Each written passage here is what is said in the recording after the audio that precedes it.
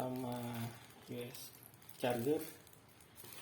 Kemudian di sini ada blade juga 4 biji, dan di sini ini kan kayak gini ya, ada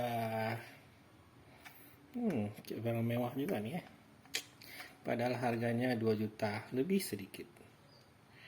Baik, ini seperti apa? Oke, jadi itu video unboxingnya, nanti kita lihat bagaimana terbangnya. Terima kasih.